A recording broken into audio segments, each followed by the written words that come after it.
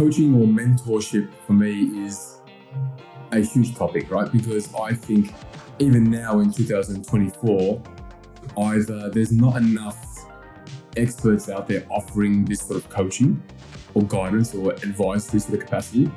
And there's definitely not enough people even seeking it. And I don't know whether it's a sort of sense of, if I have to go and get this sort of coaching or this advisory sort of support, I feel like that I can't do my job. I feel like that I've failed. Coaching, you don't need to have the expertise of an industry or knowledge of a person, background, and everything. It's all about the skills to bring out the best. Yeah, exactly. But mentoring, you would find somebody. Like I've just pointed myself as a mentor. I've had coaches and mentors at certain milestones throughout my career. So I went out and found a mentor because I'm like, okay, I have a gap in knowledge with all this AI technology coming up and all this HR transformation that's happening, digital transformation. I realized that I had a real gap in knowledge around this area, and that if I was to progress my career, then I would have to get up to speed pretty quickly. And so I went and found a mentor who was really, really good. That's amazing. Space. In today's episode of Steering Success, we had the privilege to sit down with Jen Hamdan, who is arguably one of the most refreshing and insightful chief people officers in the region. We got to talk about the talent acquisition model and her own experiences as a candidate. Jen and I discussed the importance of employee wellness and the type of leadership needed to build a sustainable culture. We went down a very emotional road when we discussed diversity in the workplace, as Jen shared her experience working with an incubator that focuses on people with disabilities. It's definitely worth listening to. Welcome, Jen. How are you? I'm very well, thank you. Great to have you. And I think this is the second time only we've actually met in person. I think we met once years ago. Yeah, you remembered that, I didn't. So which is hurting my ego right now, but I'll recover. I wanted to give you a chance to give us a bit of an intro on your career, because it's quite fascinating, because you haven't started your career in HR, right? You actually pivoted into the sort of people and culture and HR side, right? Yes, I did. I don't have that traditional trajectory of most HR professionals. So people you find in my position normally start off as like a HR executive and then work their way up over a number of years. But I have a twin brother, fun fact, who was in HR. No way. Yeah, and he did that. So at 16 or whatever it was, 18 years old, he went straight into HR and made his way up, and he's a vice president in compensation and benefits. No way. So, but me, no, I started in marketing and communications. Actually, I started in the Walt Disney Company back in London. Nice. And Mickey Mouse, I often say, is credited for bringing me to because I was headhunted by Disney to come here 26 years ago. Wow. And I just progressed through my career, ended up falling into HR. Because they are not similar.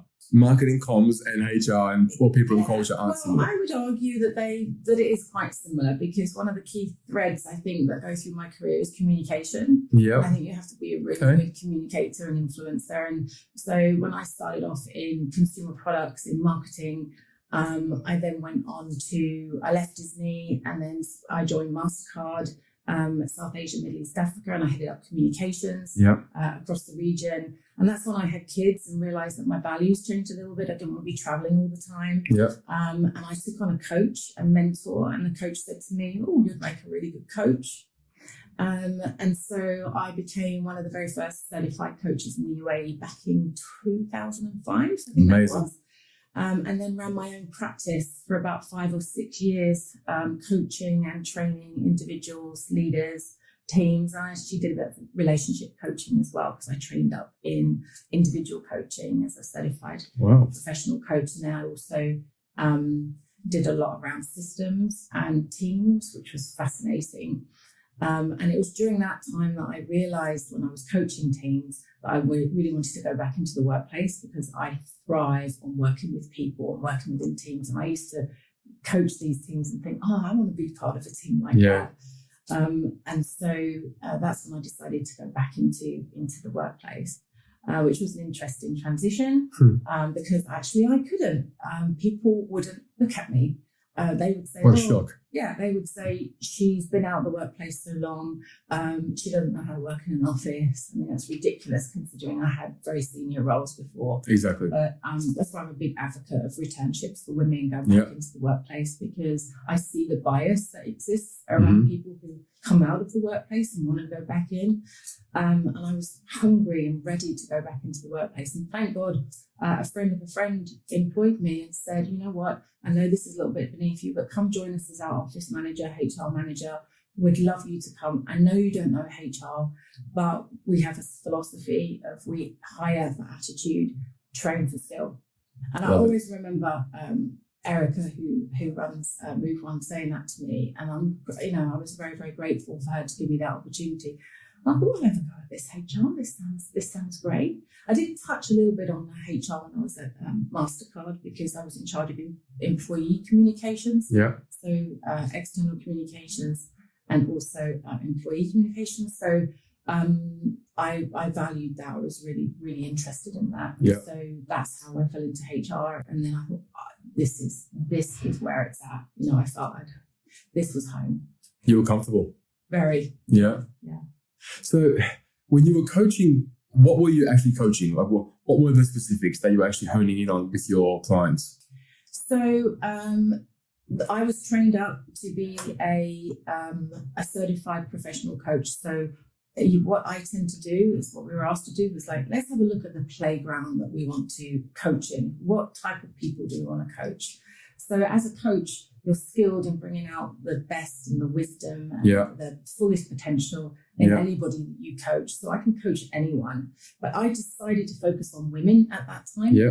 And I focused on leadership, and I focused on mothers as well, because I was a young mother myself, and balancing the work-life balance of being able to be a career person and being a mother. Mm-hmm. The other interest for me was leadership, and also team effectiveness and capability. So bringing in that team coaching. So I did a lot of work around that. So I went into the likes of Marks and Spencer's, went into Alpha 10, went into Raffles International School, the American Academy, and did a lot of teacher training because my co-partner, my co-leader at the time, was a head teacher. Coaching back in 2005, coaching or mentorship for me is a huge topic, right? Because I think even now in 2024, either there's not enough experts out there offering this sort of coaching or guidance or advisory sort of capacity. And there's definitely not enough people even seeking it. And I don't know whether it's a sort of sense of, if I have to go and get this sort of coaching or this advisory sort of support, I feel like that I can't do my job. I feel like that I've failed, right? So what are your thoughts on, 20 years on from when you were actually doing it and what the landscape is now? Do you see more of a acceptance of it and more of a hunger for it? I do. The first thing I want to say is reaching out for help. Reaching out for help is a sign of strength, not of weakness, 100%. right? And a lot of people, particularly in this part of the world, particularly some nationalities, will see, well, why do I need help? I don't need help. I can do everything. There's an arrogance, particularly around some particular leaders, that they don't need help and they don't need support and they don't want to appear vulnerable. But that's more of a cultural sort of upbringing, and where they feel like they have to be that way, right? Yes, exactly. In this part of the world. Exactly. What I have found from when I started 20 years ago is everybody is calling themselves a coach now. Anyone can go and get a 2-week, 3-week online course and learn basic coaching skills. And so that gives coaching a bad rap, because you can come across several people who will say that they're professional and certified, and they're not. And people have bad experiences, and then people don't go into coaching and training. So the first thing people have to do is to really get people that you can have chemistry with, that's got the experience and the expertise and can give you proper coaching. And so trying to find, and I can count probably on one hand the people that I would recommend in the UAE who are very good leadership executive coaches and mentors. And remember, there's a very big difference between mentoring and coaching. Absolutely. Right. So for coaching, you don't need to have the expertise of an industry or knowledge of a person, background, and everything. You just have, it's all about, the skills to bring out the best. Yeah, exactly. In somebody. But mentoring, you would find somebody. Like I've just appointed myself a new mentor. I've had coaches and mentors at certain milestones throughout my career. So I went out and found a mentor because I'm like, okay, I have a gap in knowledge with all this AI technology coming up and all this HR transformation that's happening, digital transformation. I realized that I had a real gap in knowledge around this area, and that if I was to progress my career, then I would have to get up to speed pretty quickly. And so I went and found a mentor who was really, really good. That's in that amazing. space. Yeah. And so rare to see that proactive nature where you're seeing a gap in your own sort of body of work and you're seeing where the market is heading, to be able to actually go and seek that out. Why don't we all do it? Why aren't we trying to sort of, add more strings to our bow by learning things that are going to help us do our jobs better?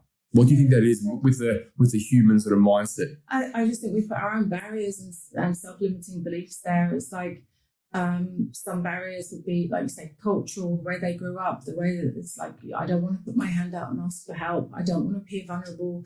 People are too much care about how they look and the aesthetics of how that they're coming across, and if they're found out that they're getting this support. But as I said, when you're in my position, I've actually pulled leaders aside and said, I think this coaching and training would work for you right now. And there are some people who are just, as we say in our coaching world, uncoachable. Yeah. Because they do not believe that they are ready and willing for coaching, and they don't have. Another one is they don't have the self-awareness. So they will have a lot of knowledge about this, their role and about the expertise that they need and their skills and the capabilities, but they lack that emotional intelligence to go, okay, this is where I'm at, this is where I'm ahead, this is the gap. What tools and resources are available for me to be able to move from the place where I am now into the place I want to be. Exactly. And if no one's actually come and described the benefits of coaching, or they've had a bad experience, or they're witnessing things that they're like, well, that doesn't work for me, or they haven't had a good role model of somebody else taking on the coach and expanding and growing as a result of that, then they won't even consider it. Absolutely. And I think in like probably 4 or 5 episodes, I've actually brought up probably the highlight of my career in recruitment and in leadership was when I had a corporate psychologist work with me for 12 months. Oh, amazing. And even I think that was 10, 12 years ago, I still refer to my learnings from that 12 months today, because it was just so groundbreaking for me, because I was such an inexperienced, raw, rough around the edges sort of leader in the recruitment industry, right? So having someone sharpen up, certain skill sets and polish up those rough edges that I had was very eye-opening for me to see. It helped me become self-aware, because I was thinking I had a strut about, walking through the office thinking that I was untouchable, that I was just, everything I did was just turning to gold, that Midas touch, right? And then when you get other people's perspective, and then you realize, no, I'm not invincible, I'm not untouchable.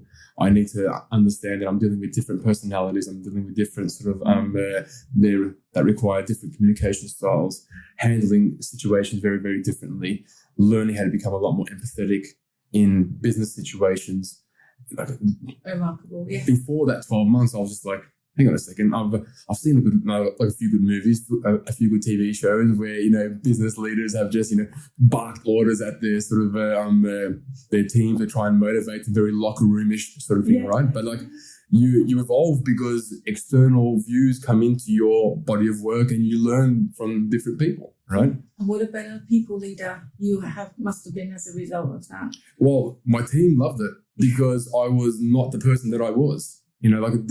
People wanted to work for me in the early days because of the success that we had. So the money that everyone was making. Yes. But the culture wasn't anywhere near what it should have been. All right. So, but they stayed because they got paid, because they all earned really good money. But gradually over time, I learned how to build the culture, which was more important than what they were earning. So then I had some turnover in my early years, my first 5-6 years of running businesses. But where probably from year 7 or 8 in my leadership sort of tenure, there was 0% sort of turnover. No one left, because even if they weren't uber successful, they didn't want to leave the dynamic that was created there. So you've created, in essence, a magnetic culture, which, is very, very rare. It's probably like my most proudest moment, I've been able to have that sort of culture with my team where, in previous businesses where people just want to be a part of it. And that's what I hang my hat on more than anything else, more than the millions that we've generated in revenue and even further to that, and it's going on a bit of a tangent, but seeing probably a half a dozen of the individuals that I groomed in Oz who are now running their own businesses. And the most goosebumpy sort of feel-good moment is when they give me a shout-out on LinkedIn about what they implement from what I taught them 10, 12 years ago. Oh, I remember. It's just it's amazing, right? And that's when you really enjoy leadership, that you really enjoy the people side of things of your business, when that gives you more joy than a sale. Yeah, exactly. Like closing a deal, right? Yeah, amazing. So let's go on to focus more on talent acquisition, because I think from my perspective, and I'm chuckling because this is probably the reason why I no longer have hair. Okay. I think back to my glory days in my mid-20s with my man bun, and the stress of talent acquisition, especially in this part of the world, the methodology from end to end, the solution that is provided to people, the acceptance from above, from what it needs to look like from the process. Yes. There are so many gaps. You've held some really big positions, some really influential roles. Where are the gaps? What are the gaps? And if you had your magic wand, what would you fix the most? Well, if you asked me this question about 6 months ago, I would have asked you very, very differently, because I've been on the other side just recently experiencing this as a candidate. So I've been like out in the market, having a look what's out there and engaging in that process myself. And it's been horrific. I can only tell you that. Same as you. So, I had more thicker hair 6 months ago. So where are the gaps? I think recruiters and talent acquisition partners and HR heads can learn a lot. There is so much arrogance around, because, and I don't understand why. I don't know why employers and talent acquisition people are so arrogant, because there is such a scarcity on talent. There is such a small pool of ready, capable, professional, wonderful people out there, that when you do come across these people, you want to be able to engage with them in a meaningful, professional way and bring them into your organization super fast, because you need to capture those people. And I just see mistakes being made over and over again. I mean, it's just, I think you said to me, what's one word that describes your philosophy? And I think one word that's missing from this whole process is respectful. That I am not seeing the respect from a candidate point of view.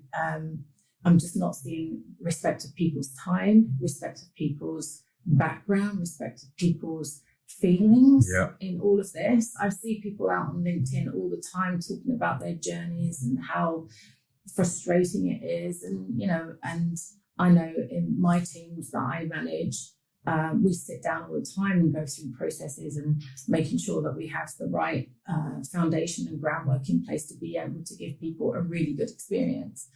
I had an awful experience. I think I went through a 5-stage process, looking to be a consultant with somebody in the US, and I went through this entire process.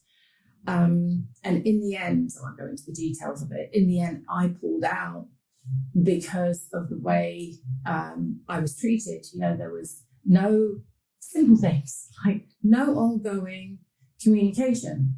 So one of the big things that's happening right now is ghosting, right? Why do people do that? I don't understand. It's quite easy to keep a candidate warm. You don't have to say much. No. We've got so many ways that we can communicate with people via LinkedIn, via Messenger on Facebook, WhatsApp, via whatever, WhatsApp, via email, quick phone call, whatever. It really doesn't take too much to just go in and give somebody a quick update about where we are in the proceeding, even if it's no news. So why don't they do it then? Why don't they do that? Because that is the basic fundamental of just respecting the process and the people in it. We see it all the time, even from an agency point of view, all right? And even internally, we say, just tell them that this is all we know. And we're kind of hamstrung because we are only privy to the information that is given to us by our clients, okay? Yes. But we see it and we hear it all the time on LinkedIn, the complaints about our industry because we go missing. Yes. When there's no news to share, we don't keep them warm historically. We just don't do it. Yeah. But why is it? Why do you think from where you sat, why people just are reluctant to just call them and say, hey, how you going? We have no news, but we'll stay in contact over the next couple of weeks? I think there's a number of barriers. Number one is overwhelm. I think that not enough resources, so people and money, not enough resources are put towards that capability within organisations and within agencies. So we've got people handling far too many jobs to be able to really give that individualised, personalised, meaningful professional service to candidates. So they're just dealing with too many things at too much time. The other thing is capability. Have you got the right people looking after the right roles? Yeah. So, and do they know how to professionally engage with a candidate and to keep them warm? We've got some amazing recruiters out there. I know, we have one in Ogilvy who's amazing and I hope gives that good experience. And we've got, people like yourself and other ones. But I can name many big reputable agencies that do not do that. Yeah. So time. Are we going to name them? Okay, so how long do we have? Exactly. But they don't realise actually when they're engaging with me as a candidate that I can end up anywhere in my next career and keep them in mind or not in mind as the case might be. For when if I've got a big job coming, I know who I'm not going to use. You've made some great points in that. That last part is a double-edged sword. Okay, so in our role, I do a lot of business development. I call up clients that we've never worked with just to introduce myself and see whether or not there's a potential there for partnering up and supporting that business. And the amount of times I lost count years ago, especially in this part of the world for the last 9 years, where people similar to yourself in that sort of position, that chief people officer or VP of HR type sort of role, I've reached out to them and they have been so rude to me. And only 3-6 months later, they reach out to me and they ask me for help because they're on the market. Right. Yes. And I'm just like, you literally ghosted me for months or hung up the phone on me. Didn't return my phone calls, didn't return my WhatsApps. And now you're asking me for support. Why'd you choose me? Or are you going to 15 other recruitment consultants as well to try and find you? You say what goes around comes around. It's just mind-boggling, right? Yeah, exactly. It is mind-boggling. So short-sighted. Just thinking about what's happening today and not thinking about what potential relationship they can have, in 6 months' time by building that rapport with somebody. Yeah, no, it's really short-sighted and not very smart at all. So, and you find out who people are, right? Or the people behind the actual role. Yes, okay. Exactly. So there is a talent partner title and there is a chief people officer title and you perform a role, okay? But there's a human being behind that role, that job description. Yes. That I would rather get to know the human being behind the role rather than just be friends or build a relationship with the chief people officer, if that makes sense, right? Because the human will follow me wherever I go if we build rapport and build a strong relationship. Yes. Whereas that person can no longer, like you were in marketing communications. So if I was just focusing on you being in marketing communications and all of a sudden you pivoted into coaching and then people and culture and HR, I have no more use for you. But that's wrong because it's the person who's actually performing those roles that is more important than the actual role itself, right? Exactly. I have a good story. I've been in the UAE a long time, as you know. When I was back at Aon, I was using a recruiter there to recruit my marketing staff. Then he needed to move, and then this HR recruiter came to me and needed somebody. I recommended him, then he's recommended me to Ogilvy, and now I've recommended somebody that I know to him because he now works in a very, very big company doing great work. And so I scratched his back, he scratched mine. We have this really friendly, respectful relationship. Yeah. We've just followed each other and helped each other throughout our careers. I mean, perfect. That's business for me. That's how it is. I mean, I will look at probably 70% of my revenue comes from intros, referrals. Yes. The old school way of just, cold calling all the time, that doesn't happen for us anymore. No. Someone will open the door for me because they've worked with me in the past and they'll vouch for me. And then that's a far better way to go into to a relationship with someone saying, hey, it's not blind dating. And then all of a sudden you meet someone through a friend. Which one is better? Yes. Exactly. Just randomly going to meet someone in a bar or being introduced to someone by two or three people saying, I vouch for this guy or I vouch for this girl. It's obviously a safer place to actually start a conversation, right? Exactly. You touched on the limited resources and the limited time, right? So the people who are working in these roles are just drowning in volume. I found that quite interesting because we have this sort of conversation quite a bit about how much is too much for us to take on, right? And our industry, if you've seen any of our previous episodes, we talk a lot about the low entry point into recruitment, which changes the sort of the standards, right? Because it's almost anyone with a laptop and a phone can become a recruiter. Yes. / talent partner that people are calling them now. Okay, I like to sort of coin that phrase because I was the one using that probably 4 or 5 years ago. But anyway, but like it's always like people want to say yes to everyone. Okay, so even on the agency side, coming into the client side, they'll say, you have 15 vacancies, I'll take them all. It's like, why are you taking them all? Do you have capacity? Do you have the capability to be able to deliver on those 15 positions? Internally, it must be even more challenging because you don't have a choice to say yes or no. You just have to work on those vacancies. And when you have those peaks and troughs in those peaks, you would potentially be having a lot more volume than your team can actually handle. How do you manage that? From our point of view, it's been very discerning about what to take on and what not to take on, and also being very agile. So internally, we have a certain at the moment in the industry that I'm in, we have a certain number of people allocated to a certain number of roles. And you have to understand the complexity of those roles as well. So it's understanding, okay, is it a junior role that you can quickly, turn over, or is it something like a strategist with an Arabic background that knows Saudi, where it takes a lot more of thinking and a lot more of sourcing to go out and do those roles.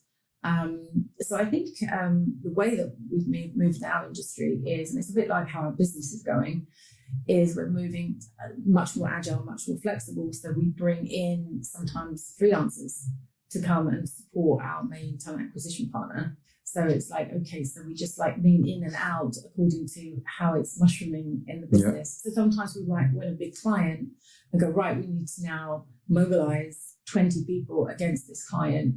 And then that's just, and it breaks our recruiter. It's like, we just can't do that. So then we bring in some other people that he knows, bring that person in that point, and then freelance it out for like, 3, 4, 6 weeks, however long it takes, and then get that. The recruitment side or the actual people who you're finding? What do you mean? So are you freelancing? Are you bringing in freelance talent partners? Yes. Yes. Okay. Yeah. Okay, interesting. Yeah, we do. Okay. Yeah, we do that. We've had recruiters come to us and say sometimes that they will come in and work in-house, like, so they're coming and say, and they've recommended a certain model one way or another. Wow. Yeah. Okay. So I think that's interesting. So it might be nice to think of where the future is to sort of have a switch that you can switch it on and off, that you can align with a partner longer term, like ARCs, for example, and say, right, okay, this is how we want to work, and we just want to bring you in now for 2, 3, 4, whatever, however many weeks, and help us with this overload, and then work on some kind of financial model that makes that attractive for both sides. Very interesting to hear this, because this is what we pivoted to 18 months ago. So we have freelancers all around the world now. We have 3 or 4 FTEs, in ARC. Oh, okay. And then the rest are all freelancers. Yes, the way to go. Lebanon, Prague, Poland, South Africa, Colombia, Singapore, they're everywhere. And based on a needs basis, we plug them in to projects that we have, whether it's advertising agency roles, whether it's ERP projects, whether it's tech projects for a startup or anything else in between. We plug in specific people based on their skill set on a needs basis, because that's the best way to be able to handle volume, because you never can predict the volume. No one can forecast in our industry. No one knows when the roles are going to be coming. You can never predict anything. So to be able to react and pull the trigger on something quickly, if a client of mine says to me, we need to hire 15 people in ERP, I'm not going to now go look for a recruiter who can help me to do this. I'm going to and interview and put in the full process and then onboard them and so forth. The project's finished by then. I need freelancers who I can activate right away. Exactly. Yeah. On the freelancer side, what about the hires that you do? Because freelancing has been a topic since COVID, and trying to sort of change that sort of dynamic in this part of the world. In the UK, in Oz, it's huge contract recruitment, 6 to 12 months sort of contracts on a needs basis. The OPEX, the CAPEX sort of switch and so forth. Visas are the challenge here and medical insurances and so forth, because you have to have your own freelance license to be able to freelance. And so there are different dynamics here, but do you see a genuine potential for freelancers in this part of the world to actually explode and actually take over? Yeah, I do. I do, and it's becoming much easier now. The government's making it much more easy to get freelance license. Yeah. For example, I was looking at one for myself at one point. Yeah. It's going to cost 750 dirhams to be a HR consultant with a freelance license, and I've got my own golden visa. Yeah. So I could easily be mobilised and out there and doing freelance. But Wow. back in the day, even 5 years ago, that would have been unheard of. You Yeah, could of course. Get one. So and also the online digital tool that you can do it is so user friendly. And banks and everything as well. They'll give you a bank account if I'm from abroad and I want to come here being a freelancer. They just give you everything, right? I believe so. Yeah. I'm not the expert. I've heard this as well. Yeah. I'm not the expert in this area, but I do know that it's much, much easier. Before, where I used to work, we used to be able to accept freelancers. We didn't really care whether they had actual licenses, but now we're more governed by WPP, and who look at those things and make sure that we have to make sure that freelancers have all the legal paperwork, which is the right way to work. Well, it is the right way. I mean, but I can name a lot of companies who have 150 freelancers in their business and they're not following any rules whatsoever, which is hilarious. But I think it's the real shift that this market needs. I think freelancing in this part of the world gives us access to a caliber of talent that we probably haven't had access to yet. Exactly. So a lot of the highly skilled, highly professional, high achievers in the more mature markets like the UK and Europe and Oz and Asia Pac, they are freelancers. They are contractors. They are taking a 6-month stint somewhere there, 12 months somewhere else. And those people, when their CVs get put here, typically, especially from more of the traditional old-fashioned sort of businesses, they've been jumping around. They haven't jumped. They're just contracts. Yeah, this is the way of the world now. This is 100%. 100%. Yeah, I mean, more and more people. This is probably the second biggest question we get from anybody who wants to come work for us is, what's your hybrid working model? What's your flexibility? Can I work from anywhere? Can I, this is, and I've been trying to drum this into the leadership, that this is really important to people, is how and where they work and in what way. So long gone are the days of 9 to 5 or 9 to 9 or whatever it is. 9 to 9 in agencies. Yeah. Let's not sugarcoat it. It is 9 to 9. Yeah. So even though people like to work hard, they don't mind putting that kind of commitment in, those hours in, but they want to be able to have a lot more freedom around deciding where they do it and what in what fashion. So the flexibility and agility is so much more important to people now than it has ever been. Is work-life balance possible? Yes. It is? Yes, it is. But and it depends on who you're talking to, on the individual about what that looks like. Mm-hmm. I think the important thing is somebody has to be really fully aware of how they want to shape their work-life balance, what means that's what it means for them, right? So for the employee, right? You're saying? Yeah, exactly. What about the employer? What about the willingness or the desire to accept it and to support it? I think that ties back very much to that hot topic of wellness and well-being at the moment. Mm-hmm.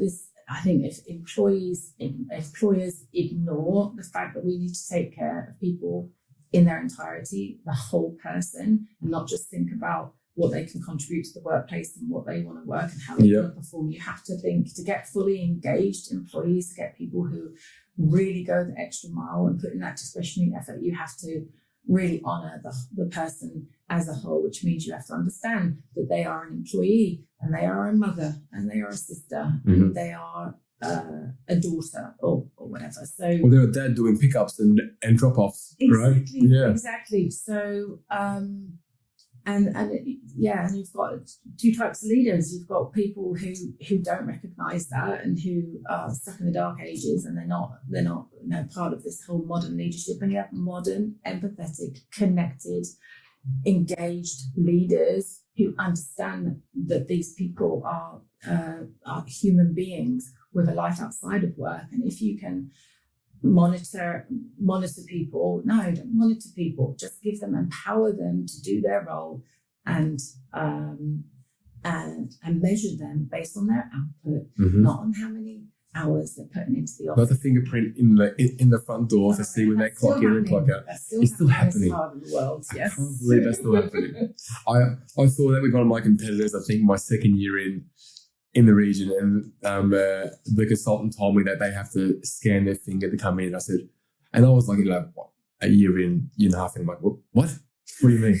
And she's like, yeah, we have to scan in when we come in the morning, so they see when we come in. When we go out for our lunch break, get the scan out, scan in. And I'm like, what on earth is happening? How is that even possible? You have to treat employees as adults. Yeah. And it's not, and there's nothing so disempowering or disengaging for an employee, that feeling that they're being watched and monitored and that they're not trusted. Brings me on to another hot topic about trust. You're doing very well with the segues, by the way. Very, very well. Okay, I'm not even looking at my notes anymore. Oh, okay. We're just going with your segues, all right? This is fantastic. The trust. Oh, yeah. And that, it comes to that, is the lack of trust. And if you don't trust your employees, what on earth are you doing hiring them? Then you've got the wrong people in the wrong positions. Yeah, but I think the trust or the lack of trust comes from a lack of maturity from the leaders. I think immature leaders don't trust their staff. Yes. I always refer to, I don't know if you've read his book, Patrick Lencioni, 5 Dysfunctions of Team. If you haven't, it's amazing work that he's done. And he talks about trust in organizations. And I think it's the fundamental thing that you need in teams to be able to succeed. You need in leaders to be able to succeed. And he doesn't talk about trust in the way that I trust you to do something. He talks about vulnerability-based trust. And Brené Brown talks a lot about vulnerability, right? Who doesn't love her? She's fantastic. Amazing. You don't know who she is, where have you been? And he also talks about vulnerability-based trust, which is basically being able to show up and say, I made a mistake, I did that wrong, I need help. And it's being true and authentic and genuine. And when you get that, you get more empathetic leadership, you get more connection. And you cannot create a successful company without having a foundation of trust. And so over the last couple of years in my last role, we've been doing a lot around trust, because without trust, you can't have healthy conflict and healthy arguments and healthy discussions around things that are important. And without that, you can't get commitment, and you can't get a commitment to accountability. You can't get the results. So that's what basically I do that, because Lencioni has this pyramid. Bottom of it, trust and commitment, accountability, and so on. Which is so accurate, yet so hard to understand how people don't see it, because it's not just in business, it's in life. Your partner relationship, your family relationships are all built on trust. And if the trust is there, the dynamic is strong in the household. Yes. Because people are able and willing to be vulnerable in their homes. because there's trust there. Whether it's a spousal sort of a relationship, whether it's a parent-child relationship, the child who feels that they can trust their parent will open up and tell them about the things that they're going through in their lives. You can create a deeper connection, and more understanding, and and that only leads to a deeper bond and growth. It can only go a positive way. But so many people don't trust. There's a fear-based leadership culture out there, which is no good for anyone. No, I'm still shaking my head at it because I just see it all the time. I mentioned to you off air, I'm privileged to have access to a lot of information from my role and having to talk to a lot of people, a lot of businesses, and seeing a lot of the gaps in either leadership or in the structures of the business or in the just things that they're lacking. And I just scratch my head thinking, I don't understand why you're not addressing these things. Like, how don't you want to improve the culture side of your business? How do you want to create a place where people don't want to leave?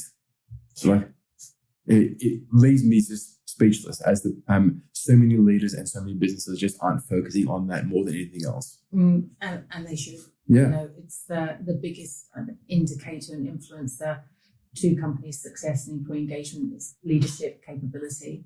And it's why it's an area of expertise I have, an area of passion that I have, is growing leaders to become exceptional. And it means taking a long, hard look at yourself as a leader, and as you as a person, and how you want to show up and how you want to be.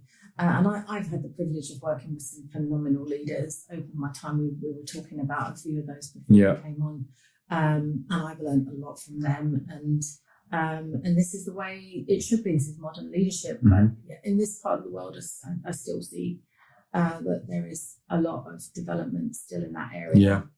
And I even see, because there's such a huge focus on content right now, and a lot of leaders are going out to these social platforms like LinkedIn and sharing a lot of content that they believe the masses need to see for their own brand. Yes. But when you know the individuals, they're probably not living these same values and these, It's true. Right. But yet they're showing this on videos.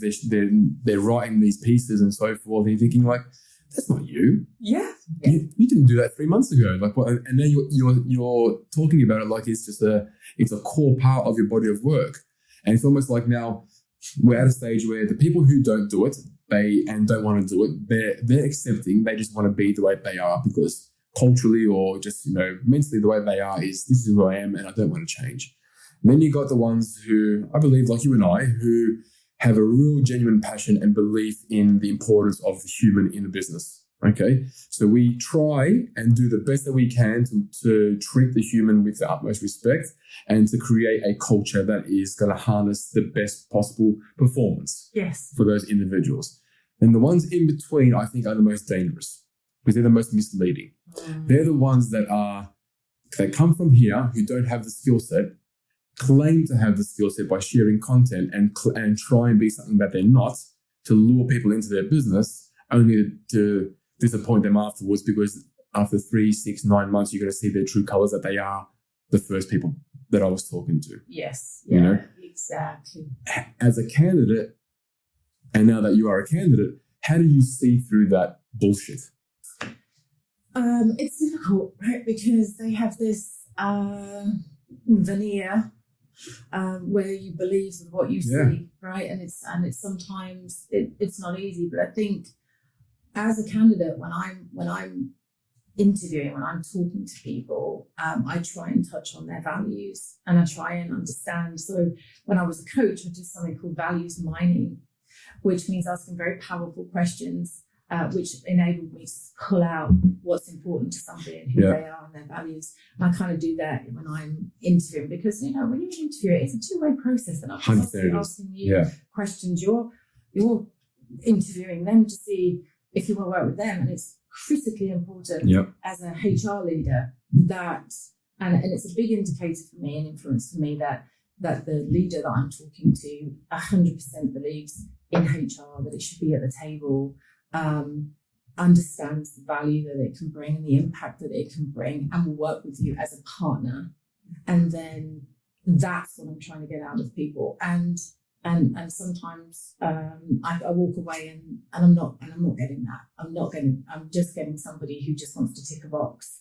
Yeah, we need HR, but it's not to work in a way that I know will be a benefit to the organisation. Yeah. So yeah, it is tough, and I think it's really important that leaders are authentic and they have integrity, and they do what they say they're going to do. And yeah, I've also seen people that I know and who have a reputation delivering content which has obviously been drummed up by a third party, content provider, because there's plenty of them around, and they've just changed a few words and just pushed it out, or they've written it on AI, they've put in a couple of ChatGPT then they're going out with that stuff, saying it's them, and they get found out.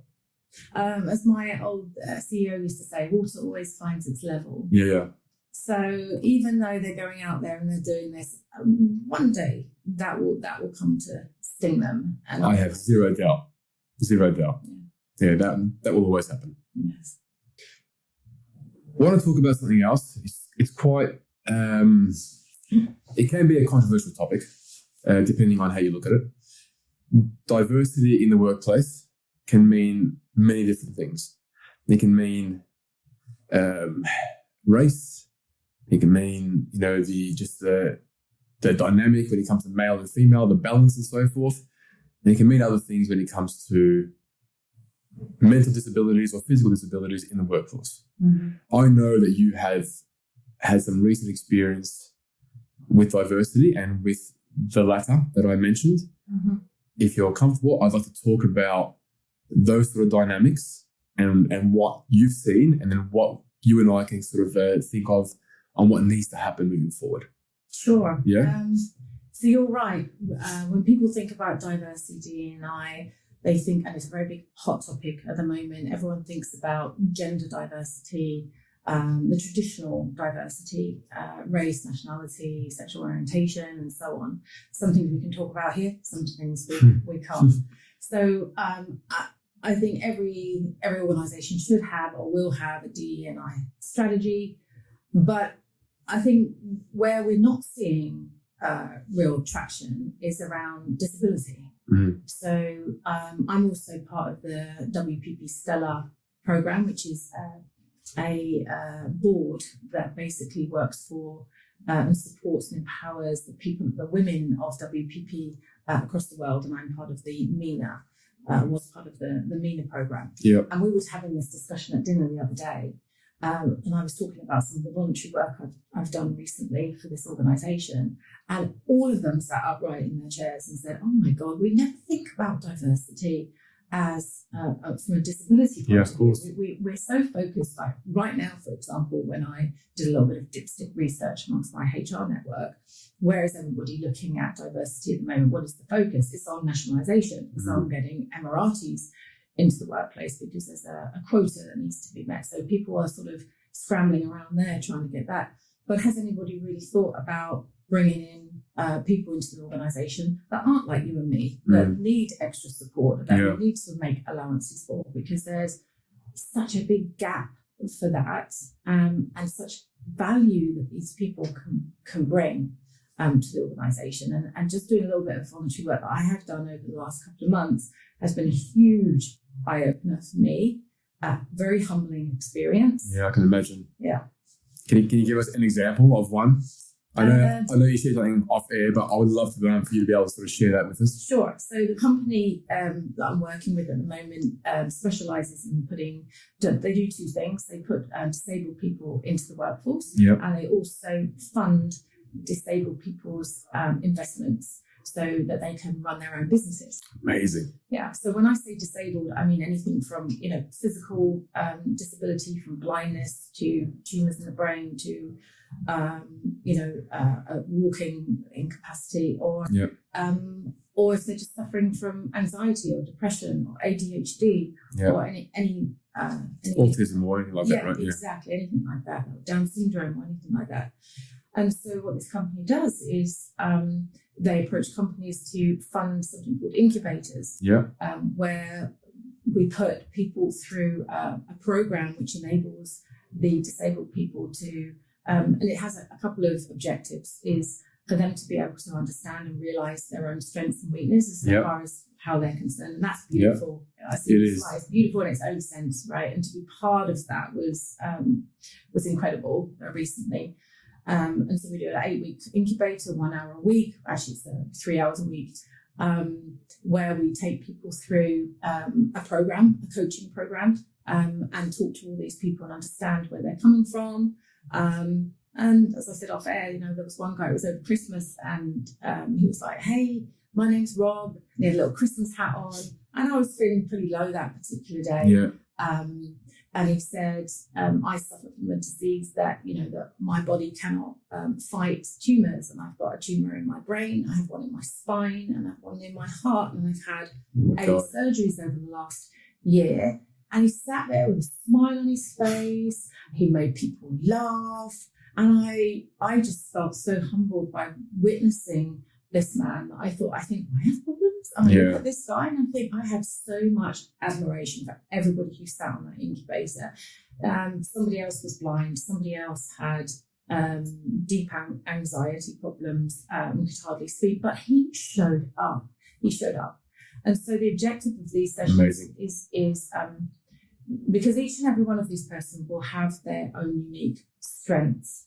And so sometimes they won't know what they are. And so the purpose of this session is to bring that out and understand, hey, you are special, you are important, you can add value in your 100%. Own way. Yeah. And so they work through that. We ask them to talk about their dreams and where they see themselves. One had a huge passion around music and Adele, and had a wonderful story about how he met Adele, and that he'd like to be her stylist. And it was so nice to hear. And at the end of it, the company that sponsors this has a role, it was one role they had, this logistics company, but when they were asked to come in and join, let's say, session 5, they saw the people, they increased their roles. They said, we'd like to actually have 3 roles. We'd like to employ 3 of you. That's amazing. And one was an IT position, one was front desk, et cetera. And so seeing that, I was thinking, wow, if we could do this in this part of the world and bring more awareness to, and this is what the company's mission is, to change the way people think about disability. Because if I know why organisations think about disability, and then to make and to see employers make allowances to be able to bring these people into the fold. Yes, it's going to take dedication. Yes, it's going to take a different way of thinking. And training of the line managers who's going to be dealing with these people, training of the fellow employees, changing your whole. But isn't that powerful? It's powerful. It's humbling. It's it's something about our line of work that I wish we could do more, and I wish, because people who know me, they know that I'm a spiritually inclined individual and have been for a number of years, and my faith teaches us the importance of this and meanings behind it. We are taught that we are not given anything that we can't handle. Okay. Yes, so, for me or for a friend of mine to have a disabled child, it's very easy as a human being to sort of get drowned in that negativity of, why me, or how am I going to cope, and then you feel for that child as well and what the upbringing is going to be like. But the reminder in our faith is to, understand that you're given that because you can handle this. Yes. God has chosen you to be the parent of that, or the sibling of that disabled child or that disabled sibling, because you're the one who can handle it. You're never exposed to anything that you can't physically handle. That's the first thing. Yes. And even more so than that, even more spiritually in that is, I have a sister who, her oldest son suffers from autism, and the reminder for her throughout the whole sort of 15, 16 years so far was we're taught that when you have a child of any sort of disability, that they are your entry into paradise. Oh, right? So when you have that, imagine the empowerment and strength that you get from having to overcome all the coaching sessions, all the sort of, doctor's appointments, all the ups and downs and highs and lows of dealing with their stresses. Because in the end, it's their challenges. Yes. We're not suffering from it. I'm not suffering from being blind, thank God. It's someone that I'm working with who's blind, who's still reading, by the way. They've learned to read with their hands. Yes. Okay? Let's just break it down for a second on what people who are born with disabilities or get that later on in their lives, they still manage to move forward, and they're the ones suffering. Yet I feel that the people around them are the ones who feel like they suffer more. Yeah. That we neglect the people who are actually suffering from this disability. And that's the same in business, is that we think, how's it going to work in our company? Make it work. If they can make it work coming into your organization, to your culture, and they got the attitude that I want to be a part of this culture, even though aesthetically I don't fit in or mentally I don't fit in, I still want to be a part of that culture. It's our obligation as business leaders to be able to sort of create an environment where they feel safe and they feel welcome. And this is inclusivity at its best. 100%. Right? And we talk about that and throw that word around. I want to have a sense of belonging. We want to be inclusive. But if you open up your doors and bring in those type of people, like what an organization and what a effect it will have on everybody around you and the culture. And it's an attraction tool. It's an attraction tool not just for disabled people, but also it's like, people will say, that is a caring, compassionate organization that I want to work for. I'm going to work for them. That's the difference between the content sharer who doesn't believe in his or her content and the one who's actually living their values. Yeah. By actually creating that sort of ecosystem in their business. Yes. Yeah, 100%. So that is very, that story, goosebumps everywhere with this, right? It's just, and I wish we can talk about this, at a later stage and see how it's progressing in other businesses and so forth, because it is crucial. Watch this space. Yeah. I'm very passionate about it. Yeah, I love it. I'm going to do some good work in this area. Brilliant. I want to finish off because you touched on it, and I want to come back to it, the wellness side. Okay, but I don't think. Do I not think? There's just so much of it, all right, and there's so much content around it, and I always focus on content because content is everything now. All right, so people learning based on what they're listening to on a podcast. This podcast, what they're sort of reading or what they're sort of seeing people say on stage and so forth. And wellness is a huge focus on that. Are we there where we should be? How far away are we from where you think we should be when it comes to the employee wellness? Look, this is an area that's quite funny. Whenever I go out on LinkedIn with something to do with wellness, or I like to share posts of people doing really good work in that space. There's some really great stuff going around. It gets the less likes. Yeah. It doesn't engage with my audience at all. People don't really care for it. No. And I thought, that's interesting. Why is that when it's an area that affects most people? Yeah. Particularly men. I'm quite passionate about that. Because we see it in the workplace a lot with women, because women are more vocal. Women come out. Women say, "I need help." But with men, it's a killer, right? And the suicide rate for men, young men, is very, very, very high, and men don't like to talk about it. And you can only see from the sick days and absenteeism, stress levels. Another place to look is also, I'm going on a tangent here, but another place to look is health insurance. So at the end of each year, health insurance companies here will provide you with details on where they won't tell you who's doing what, but they will look at areas of what people are going for. And what I saw a trend that people were going for more psychotherapy, psychiatry, and they were going in for high blood pressure. That was top 3, and back. Wow, that's fascinating. The 4th was back problem. Yeah. Funny enough, because they're sitting on their seats wrong. Yeah. So I was able to pivot our strategy a little bit, and go, right, okay, we need to focus a lot more on this area, and it's doing a lot more than, just yoga chair and things like that. It's about really understanding what people want and how people want to behave in the workplace, and what allowances you need to make, and how to spot signs that things aren't going well, right? So what I was able also to do with my health insurance is I realised that our coverage wasn't enough to support our employees. For example, you only got 2 sessions or 3 sessions, and so I went back and said, right, we need to make sure that we have more sessions. Yep. We do a lot around, I've done a lot, and we get a lot of traction internally for these kind of activities around Wellness Week. Yeah.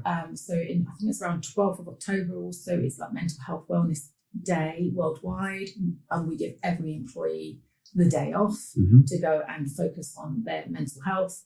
And we invite employees to tell us and send us videos and everything of what they're doing to nurture their mental health. So I'm not saying that we're pioneers by all means in where I worked before in that area, but we are focusing on it more and trying to put a lot more budget around it and a lot more focus around it. The other thing that's really quite good is there's something called mental first aid. So, getting a HR team or people in the business, like line managers, all trained up to be able to recognise signs of somebody in trouble. Someone who's struggling. Yes. Yeah. Exactly. So, I think there's a company called Lighthouse that does training around that. And so we got a few people trained up in that, and we're going to get more people trained up in that. There's another program called I Am Here, which is a global program, which then trained up again ambassadors to be able to say, look, are you okay? And asking the right questions, asking the right powerful questions, and then be able to signpost employees to places where they can go for help, such as an employer's EAP, employee assistance program. So I think I don't think we're doing enough. I think people will go out on LinkedIn and talk about tactical things that they're doing around Wellness Week, and that'll be 1 week of yoga. I focus on yoga chair, but 1 week of yoga chair or meditation, breathing work, all of this, and then it gets forgotten about. It needs to be a year-long strategy, engagement strategy of activities and meaningful, impactful programs that will make a difference.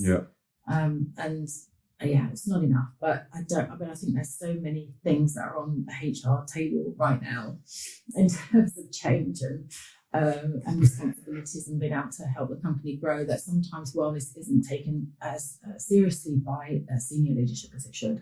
You mentioned HR and the HR table. Is it HR now, or is it people and culture now? It's definitely, So that's my old roots speaking there. It's people and culture. It is people and culture now, isn't it?